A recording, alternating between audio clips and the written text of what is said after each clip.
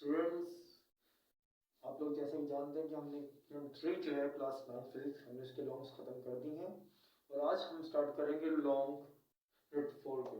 Okay, first हमारे पास जो long है वो है रेजोल्यूशन ऑफ फोर्सेस। इसको मैंने कंप्लीट जो एक नोट मैंने बना दिया है, उसके बावजूद मैं आपको समझा दूंगा उसके बारे में। ठीक है, देखिए सबसे पहले तो आपको ये मालूम होना चाहिए कि आपके पास जो लॉन्ग ये वाला है इसमें होता क्या है। ठीक है, इससे पहले हमने पढ़ा था यूनिट 3 के अंदर, आपने पढ़ा होगा वेक्टर्स के बारे में। ठीक है, स्केलर वेक्टर्स जैसे वो था यूनिट 2 में, और यूनिट 3 में था पोजीशन वेक्टर्स। ठीक है, उसमें होता ही है हमारे पास, फॉर एग्जांपल आपके पास एक वेक्टर है वेक्टर ए, ओके, और एक आपके पास वेक्टर है वेक्टर बी। जब हम वेक्टर ए जो है उसका जो हेड है हम उसको ज्वाइन करते हैं बी वेक्टर की टेल के साथ। ठीक है, तो ये तो टू वेक्टर्स हमारे पास इकट्ठे हो जाते हैं। उसके बाद थर्ड वेक्टर हम अपने पास से ऑपोजिट डायरेक्शन से हम लेके जाते हैं। ठीक है, आप उसे कोई भी नाम दे सकते हैं, मैं यहाँ पे दूंगा आर, क्योंकि आर मींस आपके पास ये है resultant vector. Okay, means opposite direction से हमने क्या किया, आपके पास जो ये होगा वेक्टर, ठीक है, इसका जो हेड है, इसका हेड आपने बी वेक्टर के हेड के साथ ज्वाइन कर देना है। ओके, ये देखिए जैसा कि आप देख सक रहे हैं, हमें इससे साफ से कंफर्म हो गया कि आर जो आपके पास है, ठीक है, सॉरी, जो आपके पास जो आर है वो इक्वल किसके होगा, वेक्टर ए, सॉरी खत्म होगी थोड़ी सी तो शायद इसलिए काम नहीं कर रहा, vector A plus vector B. Okay, तो मजीद इस बारे में आपको बताऊंगा इस टॉपिक जब आपको भी आगे लेके चलूंगा तब। ठीक है, आए हम टॉपिक की तरफ चलते हैं आगे मजीद। ओके स्टूडेंट्स, ओके हमारे पास टॉपिक है रेजोल्यूशन ऑफ फोर्सेस। ये बहुत ही इंपॉर्टेंट टॉपिक है। ठीक है, बोर्ड के अगर हम देखें बोर्ड के पेपर्स के बारे में तो उसमें सारा टॉपिक इंपॉर्टेंट है आपका। ठीक है, मैंने अभी आपको ये करवाना टॉपिक और इस पर निशान तो मैंने लगाए हैं कुछ, लेकिन आपको ऐसे कुछ समझ ना नहीं आएगा तो इसलिए मैंने से अलग से मैंने कंप्लीट जो है वो लिख लिया। कैसे, ये देखें, फर्स्ट डेफिनेशन, ओके, सेकंड आपके पास मैंने नंबरिंग थोड़ी बहुत चेंज कर दी, लेकिन आपने फर्स्ट डेफिनेशन, सेकंड आपके पास फिगर है, third completely explanation, okay, fourth number पे आपके पास है मैथमेटिकली, और फिफ्थ नंबर पे आपके पास है नोट, छोटा सा यहाँ से ये यहाँ तक एक, और सेकेंडली मैंने यहाँ से इसका पॉइंट निकाला नोट का, इफ से लेकर यहाँ तक perpendicular components. Okay, now let's start. Okay, first definition, okay, अब ये देखें, splitting up of a force into two mutually perpendicular components is called the resolution of that forces. Okay, अब सबसे पहले तो मैं एक छोटा सा बता दूं आपको कि अब ये लिखा है हमारे पास स्प्लिटिंग अप। ओके, स्प्लिट का मतलब होता है किसी चीज़ को तोड़ना, मीन्स एक एक चीज़ को तोड़ के दो से तीन चीज़ों में मीन्स उसे चेंज कर देना। अब इसका मतलब ये कि एक फोर्स आपके पास दी हुई है, ठीक है, उसको हमने ब्रेक मीन्स उसे हमने उसको डिवाइड कर देना। ठीक है, जैसे कि यहाँ पे ये देखें ज़रा, 1 2, ओके, फिर एक अलग सी जो आपके पास फोर्स आई 3, मीन्स इसका ये है कि आपके पास जो फोर्स होगी वो एक से ज़्यादा होगी। अगर अगर एक है तो हमने उसको अलग अलग हमने उसको आपस में ज्वाइन कर देना। ओके, तो आपके पास क्या बनेगा फिर, क्या लिखा हुआ है, into two mutually perpendicular components, means कि आपके पास दो परपेंडिकुलर कंपोनेंट, आपके पास दो परपेंडिकुलर कंपोनेंट्स बन जाएंगे। वो कौन से होंगे, एक्स, आपके पास होंगे एफ एक्स और एफ वाई। ठीक है, यहाँ वेक्टर दिए मैं और इसके कंपोनेंट्स आपको अभी आगे लेके चल के बताऊंगा मजीद। ओके, सेकंड आपने ये करना है, सेकंड आपने फिगर बनानी है। ओके, फिर आपने फिगर कंप्लीट बनाकर, और मैं एक चीज़ आपको बता दूं कि यहाँ पे आपके पास जो फिगर में दिया हुआ है, ये देखें काफ़ी बोल्ड करके लिखा है, मीन्स यानी कि ये कि काफ़ी डार्क करके लिखा हुआ है, F F Y F X. ठीक है, जबकि हमारे पास ये बी जो दिए हुए हैं, ये कह सकता हूँ ये वाई, ओके, ये एक्स। तो ये देखिए ज़रा गौर से, ये बहुत लाइट कलर में, लेकिन बाकी ये तीन चीज़ें बहुत डार्क में। क्यों, यहाँ हम ये कह सकते हैं, यहाँ ए भी देखो डार्क में दिया हुआ है, क्यों, क्योंकि ये वेक्टर्स हैं। ओके, अब हम यहाँ पे बोल्ड करके तो कई दफ़ा लिख सकते हैं, लेकिन पेज खराब होने का डर होता है, तो हम ये करते हैं कि इसके ऊपर एरो लगाते हैं, एरो लगा देते हैं। क्यों, ये शो करता है ये वेक्टर ही है। ठीक है, तो आपने लगा देना है। फिगर आपने बिल्कुल वैसे ही बनानी जैसे वहाँ बनी हुई है, ताकि आपको मुश्किल ना हो। Okay, next, explanation.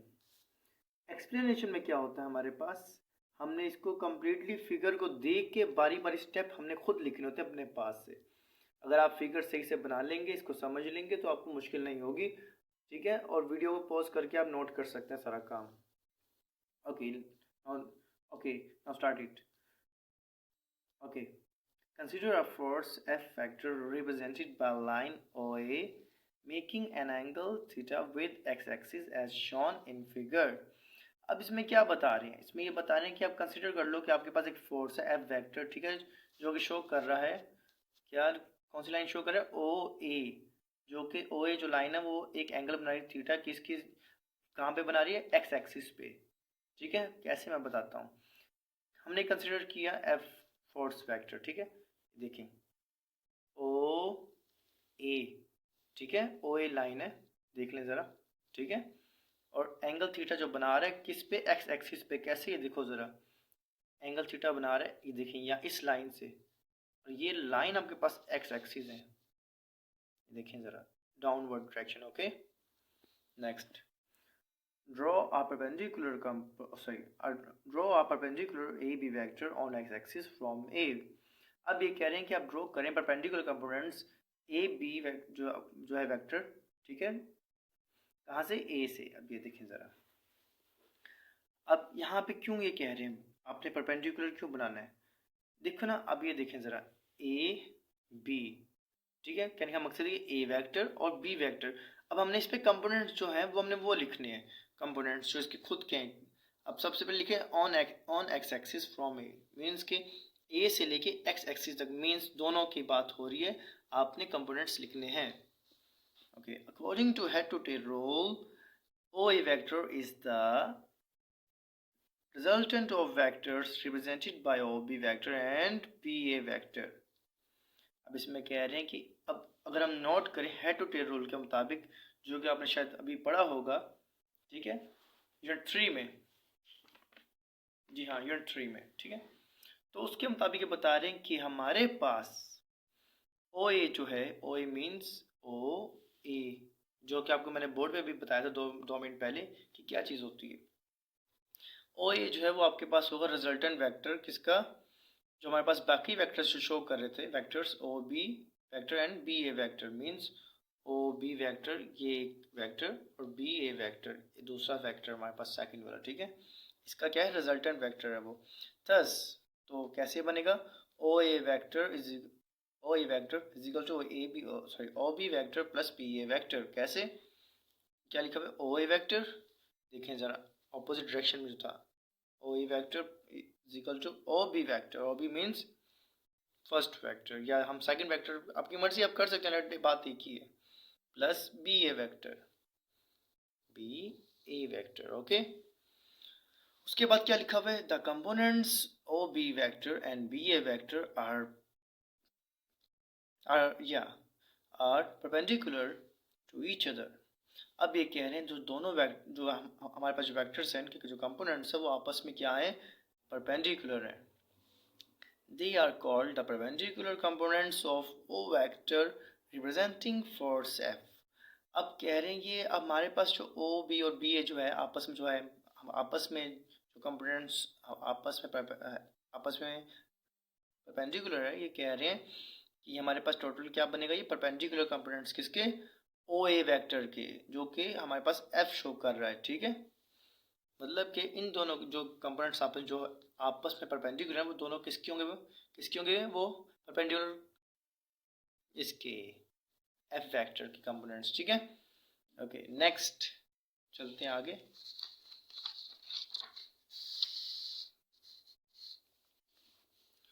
ओके, इसका एक्सप्लेनेशन का बाकी जो कुछ पार्ट वो यहाँ हमने लिख लिया है।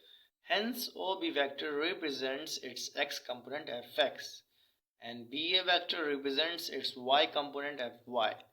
अब इसमें ये बता रहे हैं कि जो OB वेक्टर आपके पास है, यहाँ से दिखा देता हूँ फिर पेज वापसी करना पड़ना, कि आपके पास जो OB है ना आपके पास वेक्टर, ठीक है, वो शो कर रहा है x कंपोनेंट किसका, fx का, x कंपोनेंट fx का, क्योंकि fx आप देखो सेंटर में इसके आ रहा है, ठीक है, और लिखा हुआ है हमारे पास बी ए जो है वेक्टर बी ए वो क्या शो कर रहा है, represent its Y component F Y vector. आपके पास जो बी है, बी ए, अब ये नोट करेंगे बी ए जो है हमारे पास उसके बिल्कुल फ्रंट पे पैरेलल किसके, ये लाइन है, ठीक है। तो बी ए जो है वेक्टर वो शो कर रहा है वाई कंपोनेंट एफ वाई का, ठीक है।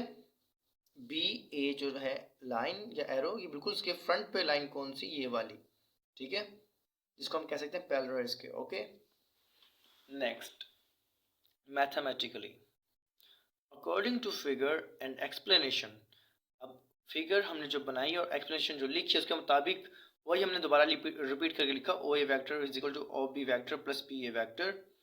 अब यहाँ पे हमें साफ शो हो गया कि ओ ए जो है वो एफ है, F vector, O B vector जो था वो F X vector, plus B A जो वैक्टर है वो हमारे पास है एफ वाई वैक्टर। कैसे, ये देखें ज़रा, मैंने यहाँ लिख दिया ओ ए वैक्टर, ये आपके पास तीनों चीज़ें आ गई, ठीक है। कैसे मैं बताता हूँ। ओ ए वैक्टर देखें ज़रा गौर से, यहाँ से ओ ए क्या लिखा है, एफ, ठीक है। फिर बाद में हमारे पास आ रहा है ओ बी क्या, एफ एक्स, फिर बी ए क्या आ रहा है, एफ वाई, ठीक है। ये मैंने यहाँ लिख दिया और इसको हमने लेट करना है question number 1।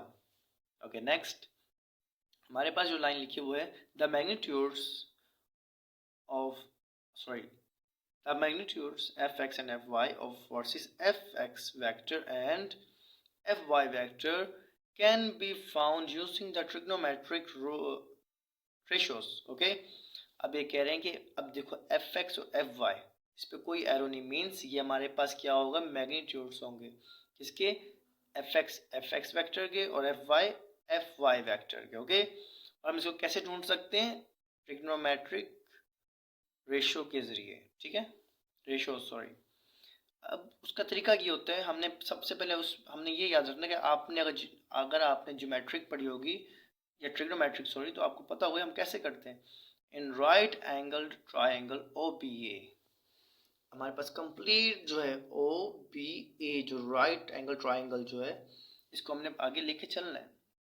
Okay, F x और एफ वाई ये मैग्नीट्यूड है, ठीक है ना, ये वेक्टर्स नहीं है इसलिए ऊपर मैंने एरो नहीं लगाया क्योंकि ये मैग्नीट्यूड है। F x over F base और हाइपोटेनस, ठीक है, ये फॉर्मूला है। यहाँ उन लोगों ने नहीं लिखा, शॉर्ट करके लिखा, मैंने यहाँ डिटेल में लिख दिया बेस और हाइपोटेनस। अब सोचेंगे कैसे आएगा, मैं आपको बताता हूँ, शायद आप भूल गए हो। ये देखिए ज़रा, ये इसके ऊपर फिगर बनी हुई, इसके ऊपर, ये सिर्फ समझने के लिए। आपके पास जो इस तरह की लाइन होती है, ठीक है, उससे कहते हैं हाइपोटेनियस। ओके, और जो आपके पास जो नीचे वाली लाइन होती है स्ट्रेट, वो होती बेस। ओके, और जो वर्टिकली होती है, ठीक है, वो आपके पास होती है परपेंडिकुलर, लिखा हुआ है यहाँ पे, ठीक है। जो स्ट्रेट होती लाइन यहाँ से आपके पास होगी परपेंडिकुलर। इसी तरह से हमने इस फिगर को सोच समझ के लिख दिया आगे, मीन्स कि आपके पास ये लाइन है हाइपोटेनियस, ये आपके पास जो लाइन है बेस है, और ये परपेंडिकुलर। ओके, अब हुआ ये कि एफ एक्स की जगह हमने आगे क्या लिखा, एफ एक्स के हमने आगे लिखा इक्वल किसके, बेस। क्यों, क्योंकि बेस है, ये देखें ज़रा, ये देखें, ठीक है।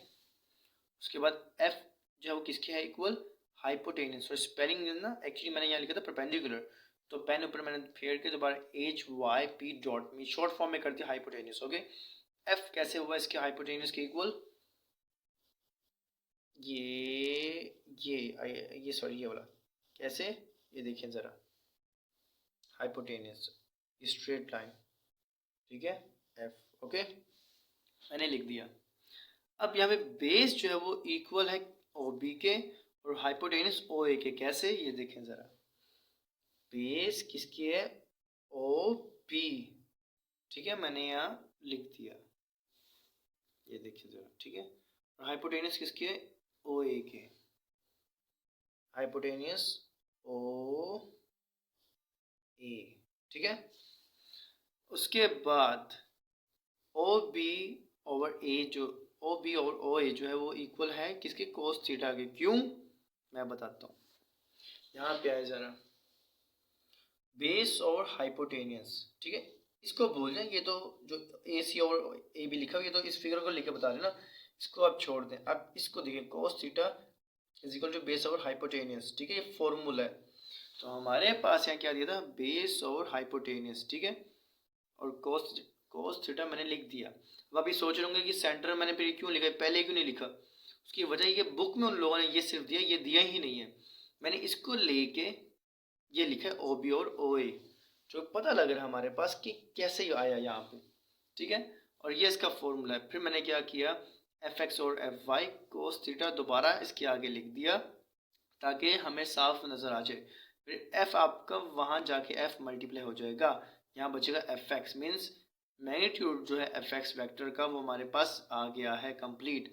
ये फॉर्मूला न्यूमेरिकल्स में लगता है, इसलिए मैंने इसको लिखा क्वेश्चन नंबर 2।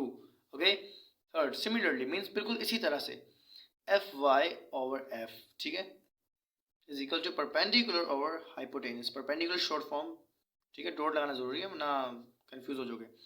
अब ये कैसे आया, एफ वाई, देखो एफ का तो आपको पता है हाइपोटेनियस कैसे आता है, एफ वाई हम कैसे आया मैं बताता हूँ। अगर आप इस फिगर के ऊपर आए जो स्ट्रेट है ये वाली, क्योंकि देखे ना एफ वाई ये है ना वेक्टर, देखें बिल्कुल स्ट्रेट, तो ये भी यहाँ से अगर हम स्ट्रेट देखें तो यहाँ क्या लिखे, परपेंडिकुलर। ओके ओके, इसलिए एफ वाई परपेंडिकुलर, ठीक है, ओके, परपेंडिकुलर हाइपोटेनियस। अब परपेंडिकुलर हमारे पास क्या है, बी ए, हाइपोटेनियस आपको बताया था मैंने यहीं पे, ठीक है, ओ ए कैसे आया। अब बी ए हमारे पास कैसे आया परपेंडिकुलर, अब यहाँ नोट करो, परपेंडिकुलर स्ट्रेट है ना, देखें ज़रा, इसका मतलब स्ट्रेट अगर देखें तो बी ए, इसलिए परपेंडिकुलर की जगह बी ए। और ये फिर बता दूं ये वेक्टर्स नहीं है यहाँ पे क्योंकि हम मैग्नीट्यूड निकाल रहे हैं। और बी ए ओवर ओ ए साइन थीटा कैसे आया ये भी बताता हूँ। अब यहाँ पे ऊपर वाली फिगर के ऊपर साइन थीटा हमारे पास दिया परपेंडिकुलर ओवर हाइपोटेनियस। ओके, तो यहाँ पे हम देखें तो perpendicular over hypotenuse sine theta, ठीक है, ये आपको याद रखना होगा वरना आप भूल जाओगे। परपेंडिकुलर ओवर हाइपोटेनियस, मैंने क्या किया, अब नीचे वाला स्टेप है बिल्कुल वैसे ही, एफ वाई ओवर एफ लिख दिया और साइन थीटा मैंने दोबारा लिख दिया ताकि हमें साफ नज़र आ जाए। फिर एफ को आपने यहाँ मल्टीप्लाई कर देना है, ठीक है, और आपके पास एफ वाई मैग्नीट्यूड जो एफ वाई वैक्टर वो निकल आएगा। थर्ड इक्वेशन बन गई है। और मैं एक चीज़ और बता दूँ आपको स्टूडेंट्स के, मैं इसमें जो चेंजिंग कर रहा हूँ वो यहाँ साइडों पे लिखता जा रहा हूँ मैं, ठीक है ना, जो इसमें चेंजिंग मैंने की थी वो यहाँ लिखी। उसके बाद जो मैंने यहाँ पे चेंजिंग की है ये बेस और हाइपोटेनियस और ये जो तीन चीज़ें मैंने यहाँ लिखी, ठीक है, ये देखें बॉक्स में, इसमें भी सेम ऐसे मैंने किया। इसमें जो चेंजिंग मैंने तीनों में की यहाँ लिखी। वैसे लोग कहते हैं लिखना ज़रूरी नहीं है, लेकिन चले अगर आप लिख देंगे तो अच्छी बात है, एक देखने वाले की नज़र में आ जाता है कि बच्चा कुछ ज़्यादा ही अच्छा कर रहा है, ठीक है। ओके, अब आखिरी जो पॉइंट हमारा है वो नोट, ठीक है, हमने लिखना है क्वेश्चंस 2 and 3, कौन सी 2 and 3। अब यहाँ पे 2 and 3 मैंने क्यों लिखा जबकि हमारे पास यहाँ दिया था 4.3 and 4.4। देखें मेरी बात सुने, ये जो लिखे ना 4.4 ये चैप्टर वाइज लिखा हुआ है क्योंकि यूनिट 4 चल रहा है, इसलिए पॉइंट से पहले 4 दिया हुआ है, 4.3 4.4। आप जो अपनी क्वेश्चंस नंबर दोगे अपने वो यहाँ लिखने हैं, ठीक है, 2 और 3, ठीक है। Equations 2 and 3 give the perpendicular components fx and fy, ठीक है। अब ये शो कर रहे हैं कि क्वेश्चन जो 2 है वो और क्वेश्चन 3, अब क्या हमें शो कर रहे हैं, क्या दे रही है, perpendicular components fx and fy।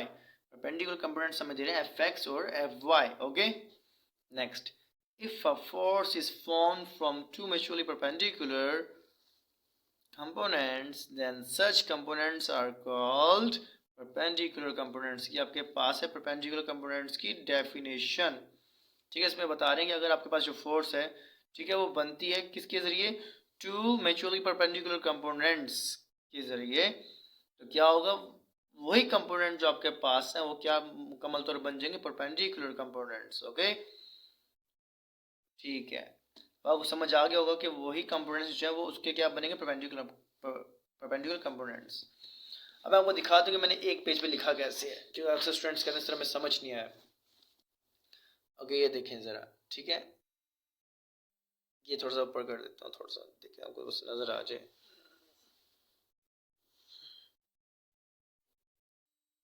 ठीक है, क्योंकि अभी रात का टाइम है, क्योंकि अभी तकरीबन मेरे ख्याल से 12 बजने वाले हैं, शायद 11 बजने वाले हैं, तो थोड़ा सा रोशनी कम हो तो अभी देख सकते हैं, ठीक है। 1 2 3, इसको हाईलाइट करना भूल गया मैं, इसलिए आपको शायद नज़र ना आ रहा हो, ठीक है।